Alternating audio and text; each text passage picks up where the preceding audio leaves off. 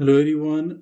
Today we are going to discuss the basic geometry questions related to uh, triangles. So we will discuss the questions or the angles or the basic geometry related to the triangles. And this one is lesson number 10. Now let's move to the question and we will discuss exercise 11A. Let's move to the first question. First को अगर आप simplify करो तो first में आप क्या कह सकते हो, एंगल ए फाइंड कर सकते हो। तो इसमें आपके पास दो ऑप्शन हैं ए पार्ट के अंदर।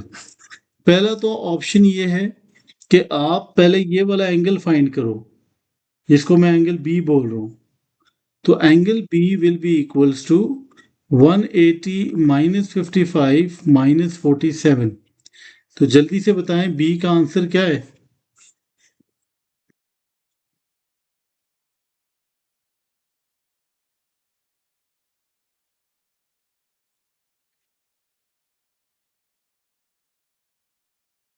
180 माइनस 55, तो ये आपके पास आ रहा है 78। तो अगर बी 78 है तो ए क्या होगा, A will be equal to 180 minus 78 because ये स्ट्रेट लाइन का एंगल है। तो आप इसमें 180 माइनस 78 करो तो आपके पास क्या आंसर आ जाएगा, 102।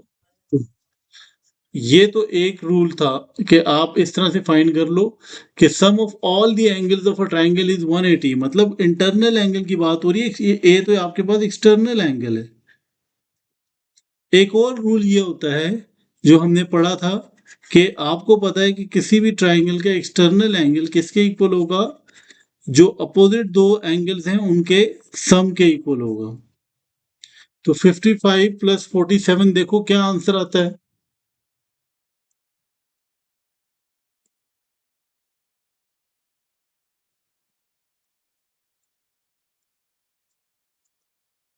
ए इज इक्वल्स टू 102। तो सेकेंड वे ये है, आप इस तरह से डायरेक्टली, अब ये रूल याद रखो। एक रूल तो ये है कि आपके पास sum of all the angles of a triangle is equals to 180 होता है। उस कॉन्सेप्ट को यूज करके आप इंटरनल एंगल फाइंड कर सकते हो।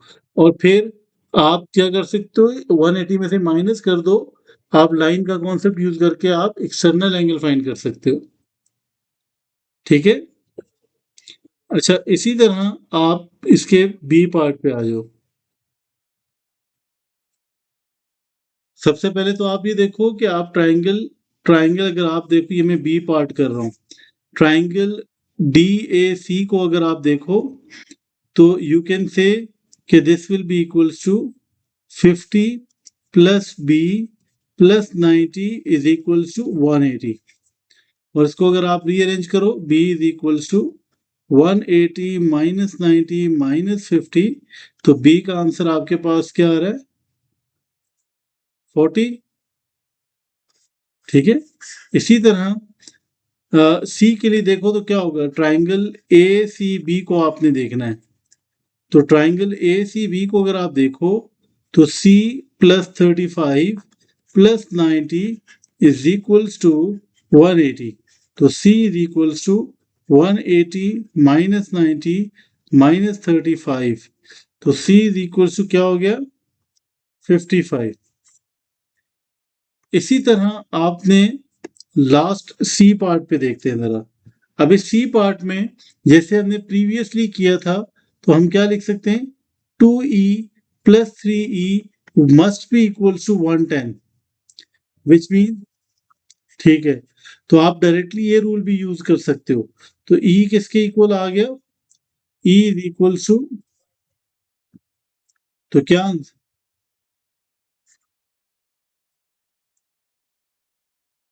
हाँ 22।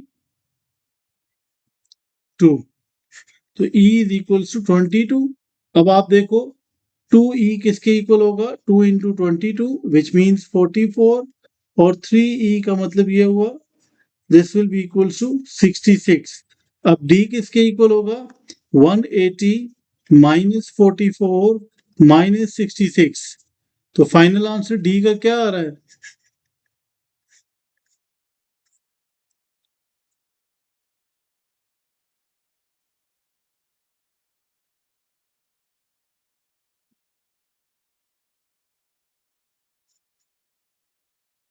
डी 70। ठीक है, let's move to the next question. सबसे पहले आप ए पार्ट के अंदर आप देखो, तो ए पार्ट के अंदर अगर आप ट्राइंगल डी ई एफ को देखो, ट्राइंगल डी ई एफ को, तो आपके पास दो एंगल्स गिवन है, एक एंगल फाइंड करना है। तो A will be equals to 180 minus 82 minus 40 करेंगे, तो ए इज इक्वल्स टू 58 आ गया आपके पास। ठीक है, इसी तरह आप बी के लिए देखो, तो ये दोनों एंगल्स वर्टिकली अपोजिट एंगल्स हैं, तो ये भी 82 होगा। ठीक है, बिकॉज दो लाइंस क्रॉस कर रही हैं, तो ये वर्टिकली अपोजिट एंगल्स हैं। तो अब हम डायरेक्टली वो रूल लगा सकते हैं कि b will be equals to 45 plus 82। तो 45 प्लस 82 क्या होगा आपके पास?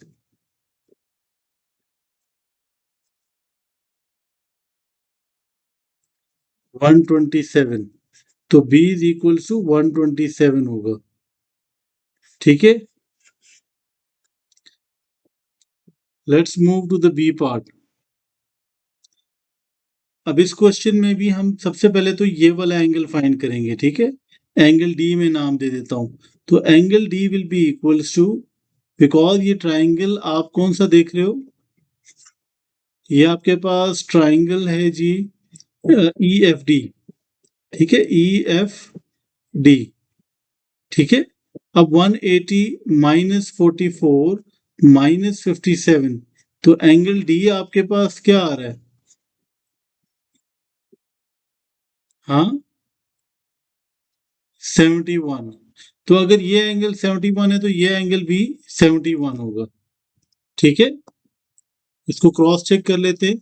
180 माइनस 44 माइनस 57, तो ये आपके पास 79 आ रहा है।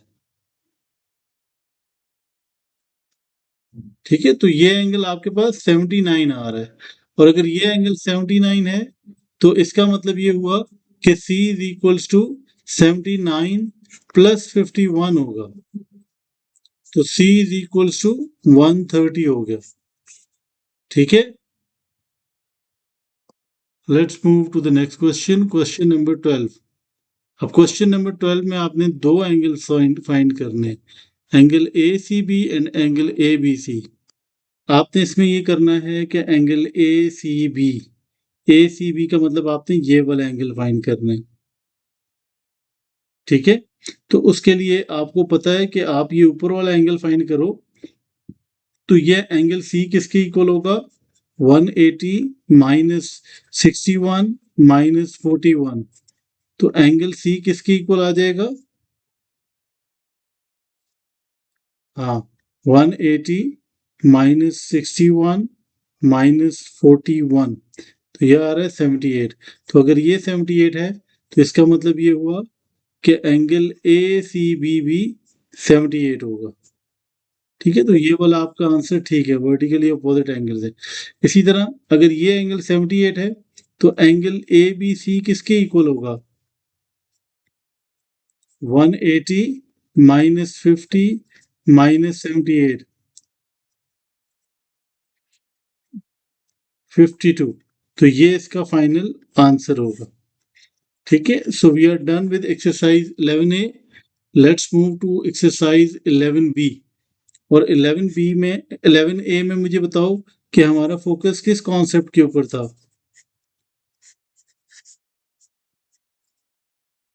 ट्राइंगल्स पे था। अब हमारा फोकस क्वाड्रिलेटरल्स पे होगा। ठीक है, angle a will be equals to, angle a will be equals to 106। ठीक है, और इसी तरह एंगल बी किसके इक्वल होगा?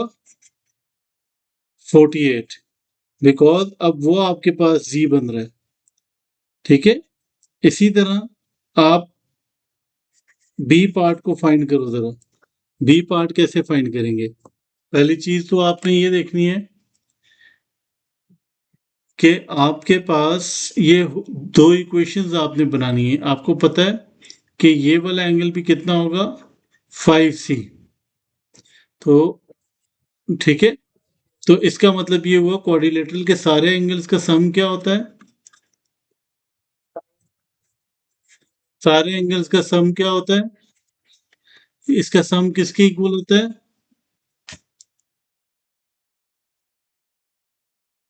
ये 360 के इक्वल होता है। ठीक है। और दूसरी बात, जैसे एंगल ए और एंगल सी भी क्या होंगे? इक्वल होंगे। ठीक है। तो 4C is equals to 2D। तो इसका मतलब ये हुआ कि D इज इक्वल्स टू, यहां से आप क्या निकाल सकते हो? That D is equals to 2C।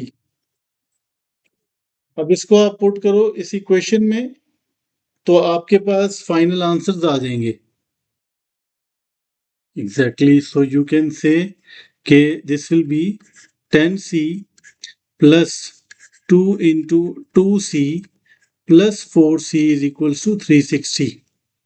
और उसको सिंप्लीफाई करो तो 10C plus 4C is equals to 36। 18C is equals to 360। और यहां से अगर इसको सिंप्लीफाई करो, डिवाइड करो, तो C will be equals to 20। And then आप उसको यहां पुट करो तो D will be equals to 40। ठीक है। तो ये दो फाइनल आंसर्स आ गए। उसके बाद let's move to the next one, question number 3। सबसे पहली चीज तो आपने काइट की एक रूल याद रखना है कि अगर ये एंगल ए है तो ये वाला एंगल भी ए होता है। और फिर इनका सम क्या होगा? This will should be, because अब ये राइट एंगल ट्राइंगल बन गया, तो ये हो गया 2A is equals to 180 minus 100। तो A इज इक्वल्स टू 40 हो जाएगा। ठीक है। अगर आप इसमें ये देखो कि अगर ये एंगल 61 है तो इसके सामने वाला भी सेम होता है। तो B किसके इक्वल होगा? 180 माइनस 61 माइनस 61। तो B is equals to 180 minus 122। तो B किसके इक्वल होगा?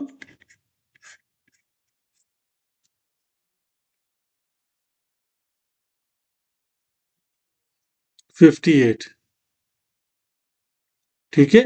तो ये फाइनल आंसर्स हैं। इसी तरह आप देखो एक और काइट है आपके पास।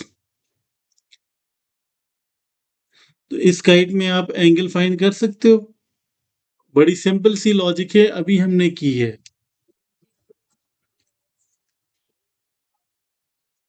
Exactly exactly.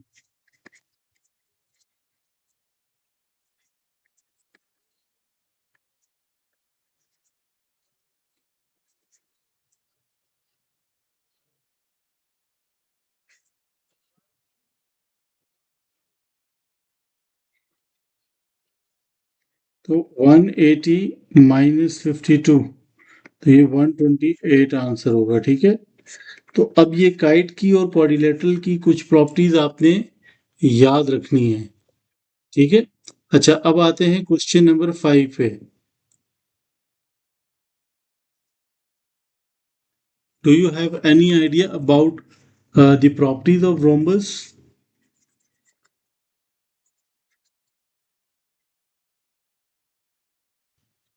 सबसे पहली चीज तो ये कि अपोजिट एंगल्स जो है वो इक्वल होंगे।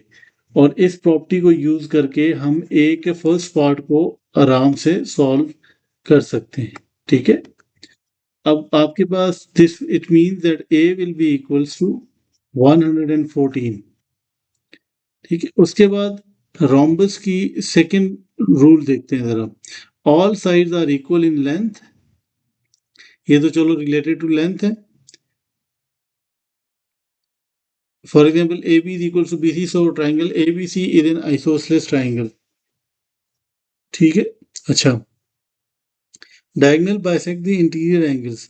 Diagonals split the vertex angle into two equal angles. ठीक है। इसका मतलब ये हुआ कि ये वाले डायगोनल जो है वो ये एंगल और ये एंगल क्या होंगे? इक्वल होंगे। ठीक है। इसका मतलब ये होगा कि अगर ये वाला एंगल बी है तो ये वाला एंगल भी बी होगा। और आप अगर ट्राइंगल ए बी सी को देखो तो इसमें आपके पास दो एंगल्स बी हैं, तो इसका मतलब ये हुआ B plus B plus 114 is equals to 180। So 2b is equals to 180 minus 114, तो b इज इक्वल्स टू क्या होगा? 66 divided by 2, which means 33.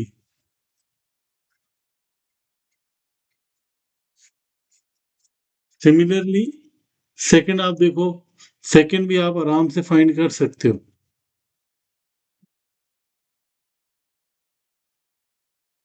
So if this angle is 38, it means इसका मतलब है ये भी 38 होगा और ये वाला एंगल डी होगा।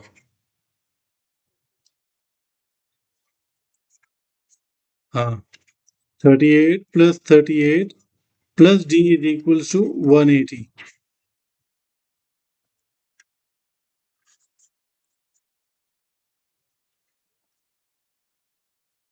ठीक है, और फाइनल आंसर क्या होगा? 104। ठीक है, this will be the final answer. So I think that is it for today. And if you have any question, you can ask it in the comment section, or you can directly join me on the WhatsApp. The link is in the description. You can join the group and you can share your questions over there. Take care. Allah Hafiz.